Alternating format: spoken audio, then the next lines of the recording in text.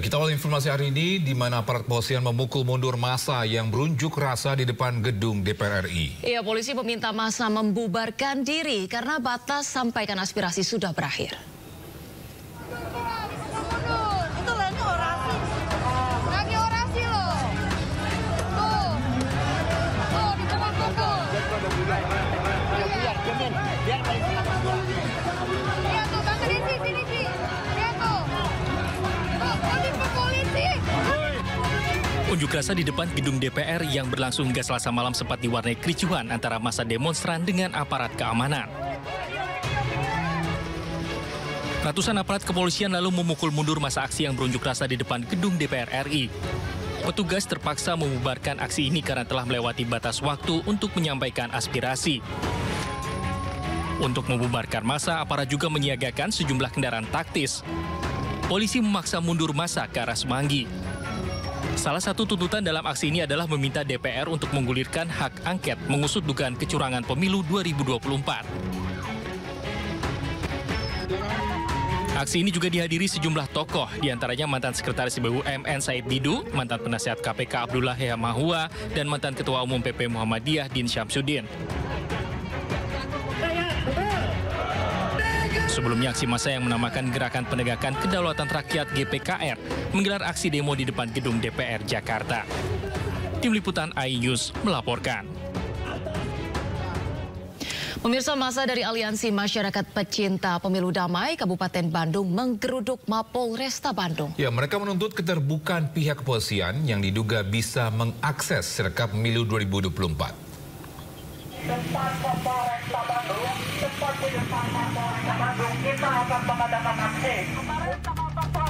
Massa melakukan orasi sambil membakar ban bekas. Aksi ini merupakan imbas dari unggahan pengamat bidang militer dan pertahanan Konir Hakundini Bakri di akun Instagramnya yang menyebut kepolisian tingkat Polres bisa mengakses rekap pemilu 2024. Massa pun tergerak untuk menanyakan dan meminta penjelasan pihak kepolisian di Polresta Bandung dan KPU Kabupaten Bandung. Ya, kita melihat beberapa waktu tadi, Koni itu dia mengupload sebuah foto di mana dalam foto tersebut itu diisikan sebuah caption. Beliau mengatakan bahwasannya polisi, Polres yang dalam hal ini Polres itu disebutkan secara spesifik. Polres itu punya akses ke Sirekap dan Polres itu bisa mengedit POM C1. Nah, ketika membaca hal tersebut, rekan-rekan daripada Aliansi Masyarakat Pecinta Pemilu Damai ini tergerak hatinya. Untuk bagaimana selanjutnya kita itu mengadakan aksi untuk menanyakan secara langsung apakah hal tersebut benar atau tidak. Sementara itu, Kapolresta Bandung, Kombes Pol Kusworo Wibowo membantah tudingan massa aksi. Kusworo mengatakan pihak kepolisian tidak memiliki kewenangan untuk mengakses rekap pemilu 2024. Sebagaimana amanah undang-undang, kami hanya mengamankan. Bisa dibuktikan. Demi Allah saya jawab bahwa kami tidak memiliki akses untuk mengedit aplikasi Sirekap atau bahkan mengisi atau mengedit C1. Kapolresta Bandung lantas meminta massa aksi untuk menanyakan langsung pada orang-orang yang melemparkan isu tersebut. Dari Kabupaten Bandung, Jawa Barat, Iwan Pangestu, iNews melaporkan. Pemirsa, jelang penetapan hasil pemilu 2024, massa dari berbagai aliansi menggelar aksi menuntut kecurangan pemilu diusut tuntas. Iya, rencananya aksi tersebut digelar saat KPU menetapkan hasil pemilu 2024.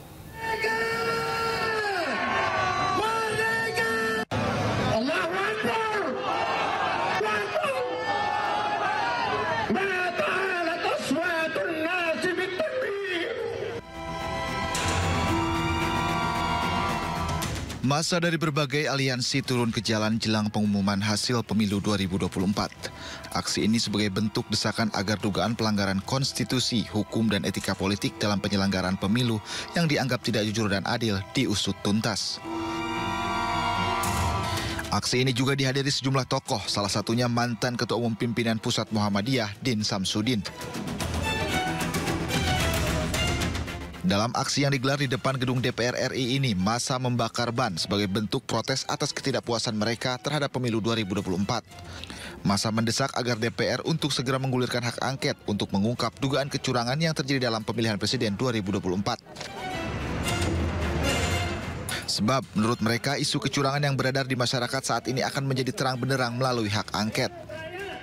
Rakyat, Gemara, ada GPKR dan sebagainya. Ini kita bergabung ya bersama-sama memang menentukan tanggal yang sama, dan ini baru pertama kali untuk meminta DPR segera melakukan hak angket, karena jangan sampai desas-desus pandangan mata yang jelas di depan mata kita ini yang dilihat oleh seluruh masyarakat nggak ada ujungnya.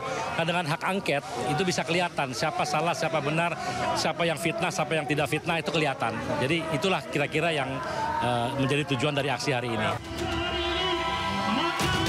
Aksi serupa juga dilakukan di depan gedung KPU RI pada Senin kemarin. Massa yang menamakan diri sebagai bagian dari Aksi Nasional Gerakan Masyarakat Sipil Selamatkan Demokrasi Indonesia memprotes dugaan kecurangan pemilu 2024. Massa menilai kecurangan pemilu 2024 sangat jelas terlihat dan dianggap terstruktur, sistematis, dan sangat masif. Rencananya aksi massa ini digelar hingga 20 Maret 2024 atau batas maksimal Komisi Pemilihan Umum untuk mengumumkan hasil pemilu 2024. Dari Jakarta, Tim Liputan iNews melaporkan.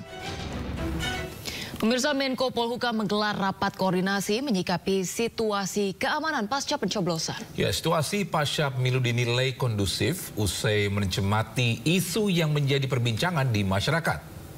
Panglima TNI hadir dengan pokok bahasan adalah menjaga komunikasi dan informasi pasca pemilu 2024. Sebagaimana yang sudah saya sampaikan seminggu yang lalu bahwa saat ini situasinya adalah kondusif dan aman. Oleh sebab itu kita akan terus menjaga situasi ini, situasi kondusif dan aman ini sampai dengan berakhirnya pentahapan pemilu 2024. Kami tadi membahas terkait dengan isu-isu yang mengemuka, khususnya adalah perbincangan di ruang publik tentang pemilu dan pasca pemungutan suara. Saya menerima laporan dari berbagai pihak dalam rapat koordinasi ini adalah langkah-langkah antisipasi dan langkah-langkah yang telah diambil. Dan langkah-langkah itu sudah dilakukan untuk apa? Agar informasi yang beredar di media massa maupun di media sosial tidak mengganggu kondisi dan kondusivitas yang ada saat ini. Ya, sementara itu, Karopenmas Divisi Humas Polri, Brigjen Pol Trunoyudo Wisnu Andiko, mengatakan bahwa situasi pasca pemilu 2024 masih aman terkendali. Ya, Polri telah melakukan pengamanan sesuai dengan aturan undang-undang. Alhamdulillah, situasi aman, terkendali, kemudian damai dan sejuk. Tentunya ini juga berkat seluruh elemen masyarakat bergandengan tangan bagaimana membuat suasana ini dan juga momentum bulan Ramadan adalah bulan berkah. Itu rekan-rekan yang bisa kami sampaikan. Dinamika setiap perkembangan pada tahapan pemilu, rekan-rekan media juga monitor ya. Tentu yang disampaikan tadi terkait dengan penyampaian atau kebebasan mengungkapkan pendapat di muka umum tentu telah diatur dalam peraturan undang-undang ya. Artinya segala sesuatu dalam mengungkapkan pendapat secara konstitusi dibolehkan, namun demikian secara hukum diatur, secara undang-undang diatur, maka Polri akan melakukan pengamanan sebagai koridor pengamanan karena salah satu daripada kehidupan bermasyarakat dalam mengungkapkan pendapat, tentu Polri akan mengamankan sebagaimana koridor pada aturan undang-undang yang berlaku. Tentu ada ya terkait dengan pengamanan dan ini menjadi kewajiban bagi kita atau Polri untuk melakukan pengamanan yang termasuk di dalam operasi Mantap Brata 2024. Yang dikedepankannya adalah kan preemptif dan juga preventif. Itu rekan-rekan. Pemirsa, resah hak angket dugaan kecurangan pemilu tak kunjung terwujud. Koalisi Perubahan pengusung Capres Anies Baswedan berencana mengusulkan hak angket lebih dulu. Ya, sementara itu PDIP ini masih menyusun naskah akademik sebelum menggulirkan hak angket di DPR.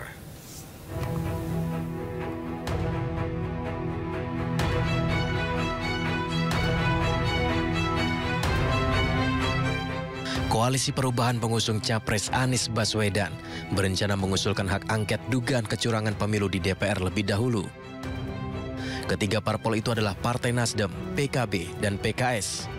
Mereka resah lantaran usulan hak angket terkesan lambat dan tak kunjung terwujud. Ketiga parpol berharap bisa benar-benar sejalan dengan PDI Perjuangan dalam menggulirkan hak angket di DPR. Kalau saling menunggu, mengapa kita tidak mulai saja? Jadi kalau hanya mengusulkan, saya ulang ya, kalau hanya mengusulkan 25 nama, lebih dari satu fraksi, kita kan bisa bertiga. Kalau ide ini diterima, kami berharap bertemu PDIP di paripurna. Ya dong. Berarti itu artinya begini, kita rasional. Kalau kami terus yang maju, hanya kami bertiga ini tidak bakal menang. Sebaliknya juga, kalau PDIP sendiri yang maju tidak bakal menang. Tapi kalau tunggu-tunggu begini nggak ada yang mulai, kami akan ajukan usul. Kami akan ajukan usul, para sekjen akan ajukan usul kepada pimpinan. Bagaimana kalau kita mulai, pengusulannya kita yang mulai, tiga partai ini. Sementara itu, PDI Perjuangan telah menyusun naskah akademik sebanyak 101 halaman terkait implementasi sejumlah undang-undang yang berbau penyalahgunaan kekuasaan dan pelanggaran hukum. Naskah disunting langsung oleh Cawapres nomor urut 3, Mahfud MD. Menurut Mahfud, Ketua Umum PDI Perjuangan Megawati Soekarno Putri serius mengawal hak angket meski tidak turun tangan langsung. Tadi saya katakan Bu Mega itu bukan tidak mau memimpin. Jangan dibilang Bu Mega diajak memimpin lalu tidak bukan. Bu Mega itu mau. Tetapi ini belum saatnya karena perkembangan politik itu masih dinamis, masih banyak yang akan terjadi. Jadi Bu Mega itu menganggap untuk angket dan hukum itu langsung jalan aja, lurus, tegas gitu. Tapi itu sebenarnya belum perlu turun tangannya Bu Mega untuk memimpin itu. Bu Mega masih menunggu situasi yang lebih konkret dilihat dari berbagai aspek. Jadi jangan ditulis Bu Mega tidak mau memimpin angket. Belum turun, itu urusan angket itu urusan teknis anggota DPR. Belum lama ini 50 tokoh masyarakat dari berbagai kalangan juga mendorong para ketua umum parpol untuk segera mengajukan hak angket. Mereka menulis surat kepada Ketua Umum PDI Perjuangan, Ketua Umum PKB, Ketua Umum Partai Nasdem, Sekjen PKS, dan Ketua Umum P3. Hak angket adalah salah satu hak yang dimiliki DPR untuk menyelidiki pelaksanaan undang-undang atau kebijakan pemerintah yang menyangkut hal penting, strategis, dan berdampak besar bagi bangsa, negara, dan rakyat. Meski hak angket tak bisa serta-merta mengubah hasil pemilu, namun hak angket diharapkan bakal membuktikan adanya praktik kecurangan dalam pemilu. Tim Liputan iNews melaporkan. Pemirsa, wacana hak angket usut dugaan kecurangan pemilu sudah bergulir sejak hasil hitung cepat Pilpres keluar. Ya, Koalisi Perubahan pengusung Capres Anies Baswedan berencana mengusulkan hak angket lebih dulu. Sementara itu, PDIP masih menyusun naskah akademik sebelum menggulirkan hak angket di DPR.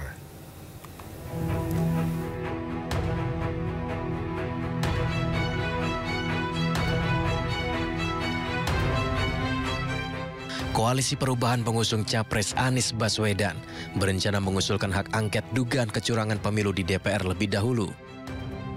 Ketiga parpol itu adalah Partai Nasdem, PKB, dan PKS. Mereka resah lantaran usulan hak angket terkesan lambat dan tak kunjung terwujud. Ketiga parpol berharap bisa benar-benar sejalan dengan PDI Perjuangan dalam menggulirkan hak angket di DPR. Kalau saling menunggu, mengapa kita tidak mulai saja? Jadi kalau hanya mengusulkan, saya ulang ya, kalau hanya mengusulkan 25 nama, lebih dari satu fraksi, kita kan bisa bertiga.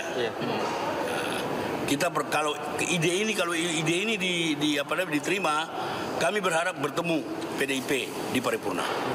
Ya dong. Berarti itu artinya begini, kita rasional. Kalau kami terus yang maju, hanya kami bertiga ini tidak bakal menang. Sebaliknya juga, kalau PDIP sendiri yang maju tidak bakal menang. Tapi kalau tunggu-tunggu begini nggak ada yang mulai, kami akan ajukan usul. Kami akan ajukan usul, para sekjen akan ajukan usul kepada pimpinan. Bagaimana kalau kita mulai, pengusulannya kita yang mulai, tiga partai ini. Sementara itu, PDI Perjuangan telah menyusun naskah akademik sebanyak 101 halaman terkait implementasi sejumlah undang-undang yang berbau penyalahgunaan kekuasaan dan pelanggaran hukum. Naskah disunting langsung oleh Cawapres nomor urut 3, Mahfud MD. Menurut Mahfud, Ketua Umum PDI Perjuangan Megawati Soekarno Putri serius mengawal hak angket meski tidak turun tangan langsung. Tadi saya katakan Bu Mega itu bukan tidak mau memimpin. Jangan dibilang Bu Mega diajak memimpin lalu tidak buka. Bu Mega itu mau. Tetapi ini belum saatnya karena perkembangan politik itu masih dinamis. Masih banyak yang akan terjadi. Jadi Bu Mega itu menganggap untuk angket dan hukum itu langsung jalan aja. Lurus, tegas gitu. Tapi itu sebenarnya belum perlu turun tangannya Bu Mega untuk memimpin itu. Bu Mega masih menunggu situasi yang lebih konkret dilihat dari berbagai aspek. Jadi jangan ditulis Bu Mega tidak mau memimpin angket. Belum turun, itu urusan angket itu urusan teknis anggota DPR. Belum lama ini 50 tokoh masyarakat dari berbagai kalangan juga mendorong para ketua umum parpol untuk segera mengajukan hak angket. Mereka menulis surat kepada Ketua Umum PDI Perjuangan, Ketua Umum PKB, Ketua Umum Partai Nasdem, Sekjen PKS, dan Ketua Umum P3. Hak angket adalah salah satu hak yang dimiliki DPR untuk menyelidiki pelaksanaan undang-undang atau kebijakan pemerintah yang menyangkut hal penting, strategis, dan berdampak besar bagi bangsa, negara, dan rakyat. Meski hak angket tak bisa serta-merta mengubah hasil pemilu, namun hak angket diharapkan bakal membuktikan adanya praktik kecurangan dalam pemilu. Tim Liputan iNews melaporkan. Ya, sementara itu aplikasi Sirekap terus menjadi sorotan publik terkait dugaan kecurangan dalam pemilu 2024. Ya, bahkan sistem informasi rekapitulasi KPU atau Sirekap ini disebut memiliki jejak digital kriminal pemilu.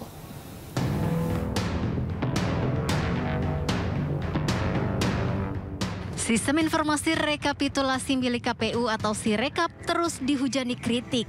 Lantaran Sirekap sebagai salah satu bentuk dan upaya kejahatan dalam pemilu. Pakar Informasi dan Teknologi Hairul Anas Suaidi juga mengungkapkan berdasarkan bukti yang terkumpul terdapat jejak digital kriminal di balik Sirekap KPU. Jadi bukti-buktinya ada di situ, bukti-bukti angka-angka dari waktu ke waktu, perubahan-perubahan saya rekam. Kalau ada yang berubah langsung saya simpan, yang baru juga kita simpan. Kita bisa mendapatkan perubahan-perubahan di satu TPS itu berapa kali, kemudian apakah gambar C1-nya berubah dan sebagainya, apakah ada yang diperbaiki atau justru tertukar dengan TPS lain. Bahkan diedit itu kita bisa melihat. Kalau saya melihat ini lebih brutal, ini langsung akses mengubah begitu saja oleh orang operator tertentu gitu ya. Yang menurut saya itu banyak pelakunya gitu. Mungkin ada koordinator atau bagaimana gitu sehingga ada pola-pola yang awalnya mungkin disamar-samarkan gitu ya, tapi lama-lama agak ngawur juga gitu. Pengamat politik Pangi Syarwi juga menyayangkan fungsi Sirekap yang dijadikan sebagai alat untuk memuluskan kemenangan salah satu pihak. Padahal seharusnya Sirekap sebagai sarana dalam mengawal suara rakyat. Publik percaya dengan IT ini tidak bisa dimain-mainkan, bahwa IT apalagi aplikasi itu dia harus setel, dia tidak boleh sebatas uji coba, dia betul-betul menjadi produk yang sempurna. Nah, dalam Sirekap ternyata di sepanjang perjalanannya niatnya baik untuk transparansi, untuk mengupdate laporan-laporan supaya tidak terjadi yang tadi yang tidak kita inginkan. Tapi ternyata IT-nya tidak siap, akhirnya di take down gitu sehingga grafiknya hilang. Kemudian yang muncul hanya C1 plano, karena C1 planonya nggak boleh dihilangkan karena itu bukti forensik, bukti dokumen fisik yang untuk menjaga suara supaya suara rakyat tidak terhilang, tersia-sia, terbuang sia-sia. KPU diduga melakukan kejahatan sebab dianggap menutupi informasi publik terkait data perolehan suara Pilpres pada aplikasi Sirekap. Tim Liputan iNews melaporkan. Pemirsa, dalam program yang dipandu oleh Aiman Wicaksono, Roy Suryo mengungkap adanya JSON script dalam situs Sirekap KPU yang menyebabkan kecurangan pemilu 2024. Ya, sementara itu menurut Refli Harun, data Sirekap yang bermasalah ini akan memandu KPU dalam menetapkan hasil pemilu 2024. Fakta di depan mata Sirekapnya nggak beres. Error. Sirekapnya nggak beres. Harus bertanggung jawab terhadap miliaran rupiah. Lalu KPU bilang bahwa Sirekap ini nggak digunakan kok untuk acuan yang kami gunakan di C1. Ngapain juga dibuat Sirekap kalau nggak digunakan? Ya udah dari awal kalau gitu. Pertanyaannya, publik akan menanyakan gini, curangnya di mana dengan Sirekap itu? Karena ada algoritma, ada pemborosan misalnya. Ada JSON script yang ditemukan dalam Sirekap. Nah, itu apa? Ada backdoor yang ditemukan dalam Sirekap. Ada backdoor, ya, ada operatornya, maksudnya mengatakan itu. Ada input yang tiba-tiba bisa masuk mengubah. Ada tiba-tiba suara yang tadinya sekian, tiba-tiba bisa berubah, tiba-tiba kecamatan bisa ubah, tiba-tiba KPU. Itu Mas Hasto pernah bicara soal itu dalam. Mas Aiman udah ngomong 4 kali saya ngitungin, nggak dipakai. Loh, justru itu nggak dipakai. Justru real count aja udah. Forget it. No more talking about Sirekap. Nah, kalau nomor about Sirekap, KPU harus bertanggung jawab terhadap miliaran rupiah yang dipakai buat Sirekap. Itu uang rakyat, uang kita. Tanggung jawabin. Lah iya, udah. Boleh nggak saya sedikit menjelaskan begini? Gini ya, saya mau menjelaskan begini. Kalau kita lihat penghitungan suara dan kita bicara tentang kecurangan, tidak berarti kemudian menang dan kalah itu lalu tiba-tiba dikaitkan tuh buktinya nomor 3 berarti tidak curang. Begini. Kalau kita lihat ya pattern kecurangan yang sudah kami kumpulkan misalnya, tadi saya sudah katakan sebelumnya sudah saya ceritakan semua kan tadi kan. Ketika pencoblosan sampai ke penghitungan banyak terjadi kecurangan-kecurangan itu. Jadi misal ya, kecurangan yang paling awal itu adalah ketika pencoblosan itu kan belum tahu berapa sih jumlah yang menang. Sampai kemudian bisa dilakukan selebrasi kan begitu. Yang selebrasinya dipesan 2 hari sebelumnya. Sudah ketahuan hasilnya. Dari mana? Kan dari Sirekap. Ini maksudnya Istora ya? Nanti jawab tuh. Dari Sirekap kan. Makanya saya katakan teorinya gini. Ya, Sirekap itu memberikan panduan. Oke? Kenapa saya katakan memberikan panduan? Di sini saya sudah ceritakan ada orang yang masuk pada Sirekap sebelum penghitungan suara dilakukan sudah terisi. Sudah terisi. Ya. Nah, itulah yang kemudian menjadi panduan. Orang menduga, banyak yang menduga yang dilegitimasi oleh quick count. Sebelum penghitungan nggak pelan-pelan ya, supaya kita tajam. Supaya, karena besok kejutannya, jadi supaya semua yang menonton acara ini, sebelum penghitungan suara itu jam berapa? Ya, jam 1. Penghitungan suara jam 2 di waktu Indonesia bagian Barat. Oke. Ya. Sebelum jam 13, waktu Indonesia sebelum jam 14. Oke. Kan 14 kan penghitungan. Oke. Dia cek itu pukul 13 sudah ada isinya. 13 waktu Indonesia bagian Barat. Iya, bagian Barat. Dan dia cek di daerah bagian Barat juga. Oke. Ya, karena kalau ngecek bagian timur bisa ada. Udah ada isinya. Jadi jam 13 waktu Indonesia bagian Barat ngecek TPS-TPS yang masuk dari waktu Indonesia bagian Barat. Nah, lalu kemudian ini kan dilegitimasi oleh quick count. Quick count itu semua mengatakan 56, 57, 58. Ya kan? Makanya saya katakan lalu dibalikin lagi yang Sirekap yang berevolusi sejak hari pertama nggak pernah berubah angkanya.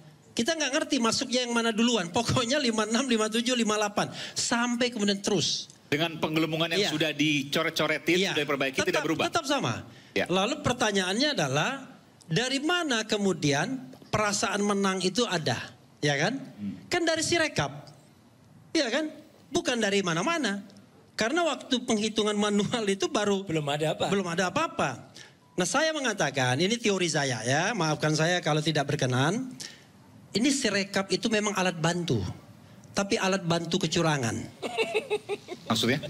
Iyalah. Jadi Anda dia memandu 56, 57, 58% itu. Jadi nanti hasil yang akan diumumkan besok pasti akan mirip dengan Sirekap yang salah waktu itu. Sementara itu pakar IT, akademisi dan politisi ini masih terus menyoroti dugaan kecurangan dalam pemilu 2024. Iya, bahkan sistem informasi rekapitulasi KPU atau Sirekap disebut memiliki jejak digital kriminal pemilu. Sistem informasi rekapitulasi milik KPU atau Sirekap masih terus dihujani kritik. Dalam diskusi yang digelar di Sekretariat Barikade 98 Cikini, Jakarta, para pakar IT, akademisi, dan politisi menyebut Sirekap sebagai salah satu bentuk dan upaya kejahatan dalam pemilu. Sekretaris Jenderal Ikatan Alumni Institut Teknologi Bandung, Hairul Anaswaidi, juga mengungkapkan berdasarkan bukti yang terkumpul, terdapat jejak digital kriminal di balik Sirekap KPU. Sementara Sekjen DPP PDI Perjuangan menyatakan Sirekap hanyalah salah satu cara memanipulasi suara. Dugaan kecurangan pemilu juga didukung dengan penyalahgunaan kekuasaan dan instrumen negara. Tak hanya itu, Guru Besar Hukum Pidana Internasional Universitas Padjadjaran menilai banyak kelemahan dalam peraturan pemilu hingga memudahkan terjadinya kecurangan. Diungkapkan oleh para pakar IT, itu kan begitu banyak hal-hal yang secara sistematik didesain bagi kepentingan calon tertentu. Dan kemudian betapa suara rakyat menjadi mudah dimanipulasi. Begitu banyak kejanggalan yang bisa dibuktikan secara ilmiah. Proses pemilu ini, saya katakan sejak membuat undang-undangnya saja sudah banyak kelemahan. Kemudian juga peraturan-peraturan pelaksanaannya, sehingga mudah orang untuk menyalahgunakan. Ini masalah besar. Para pakar IT, akademisi, dan politisi menyayangkan fungsi Sirekap yang dijadikan sebagai alat untuk memuluskan kemenangan salah satu pihak. Padahal seharusnya Sirekap sebagai sarana dalam mengawal suara rakyat. Dari Jakarta, Widya Bayujati, iNews melaporkan.